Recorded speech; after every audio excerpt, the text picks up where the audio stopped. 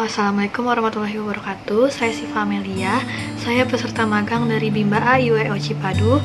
Hari ini saya akan menjawab pertanyaan dari tugas di luar kelas hari ke-12. Soal bagian A, yaitu pertanyaan mengenai D4HVK. Nomor 1. Apa kepanjangan dari D4HVK? Baik, D4HVK adalah dikte 4 huruf verbal kembar. Lalu yang nomor 2, apa pengertian dari D4HVK? Nah, D4HVK adalah pengucapan bunyi susunan huruf dari suatu kata kembar tanpa memperhatikan bentuk simbolnya. Lalu soal yang nomor 3, yaitu apa syarat sebelum mengenalkan D4HVK? Nah, syaratnya yaitu tujuan dari materi 4HVK sudah tercapai. Lalu soal yang nomor 4, yaitu apa tujuan utama dan tujuan khusus dari D4HVK. Nah, tujuan utamanya yaitu adalah agar anak menyukai kegiatan bermain verbal dikte 4HVK. Lalu tujuan khususnya yaitu supaya anak terampil menyebutkan susunan huruf dari suatu kata yang bersuku kata kembar.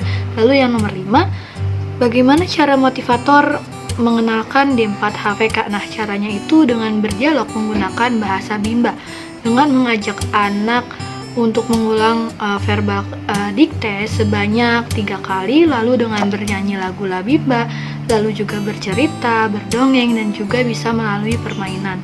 Lalu soal yang ke-6, apa tahap selanjutnya setelah D4HVK? Nah, tahap selanjutnya yaitu adalah D4HVS.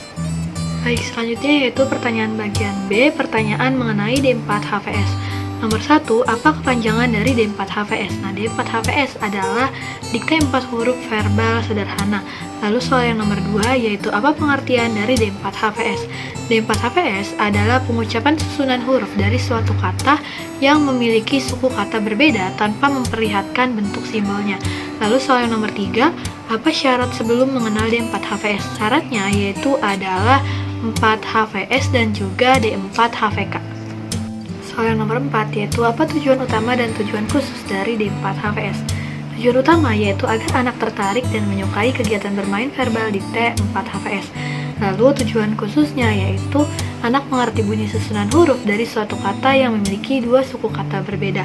Lalu soal yang kelima, bagaimana cara motivator memperkenalkan D4HVS? Nah, caranya dengan berdialog menggunakan bahasa Bimba atau verbal kata, dengan mengajak anak dalam mengulang verbal dikte sebanyak 3 kali, lalu juga bisa dengan dilakukan bernyanyi Labimba, lalu juga bercerita, berdongeng, dan juga bisa melakukan permainan.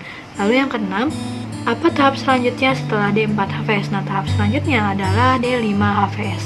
Selanjutnya itu soal bagian C, soal mengenai D5HVS. Nah, nomor 1, yaitu apa kepanjangan dari D5HVS? D5HVS adalah dikte 5 huruf verbal sederhana. Lalu soal yang kedua, yaitu apa pengertian dari D5HVS? Nah, pengertiannya adalah pengucapan susunan huruf dari suatu kata yang terdiri atas 5 huruf tanpa memperlihatkan bentuk simbolnya. Lalu yang ketiga, apa syarat sebelum mengenalkan D5HVS? Nah, syaratnya yang harus dipenuhi adalah materi 5HVS dan juga D4HVS. Soal yang keempat, yaitu apa tujuan utama dan tujuan khusus dari D5HVS? Nah, tujuan utamanya yaitu agar anak menyukai kegiatan bermain huruf dikte 5HVS, sedangkan tujuan khususnya yaitu agar anak mengerti bunyi susunan huruf dari suatu kata yang terdiri atas 5 huruf. Lalu soal yang kelima, bagaimana cara motivator mengenalkan D5HVS? Nah, caranya dengan berdialog menggunakan bahasa Bimba atau verbal kata, dengan mengajak anak mengulang verbal dikte sebanyak 3 kali. Lalu juga bisa dilakukan dengan bernyanyi, yaitu lagu Labimba, lalu juga bercerita, berdongeng, dan melakukan permainan. Lalu soal yang keenam, yaitu apa tahapan selanjutnya setelah D5HVS? Tahapan selanjutnya setelah D5HVS yaitu adalah B1D dengan syarat lain B1C. Baik, sekian yang dapat saya sampaikan mengenai pertanyaan dari tugas di luar kelas hari ke-12. Kurang lebihnya mohon maaf. Tak lupa salam Bimba, tetap semangat dan terus belajar.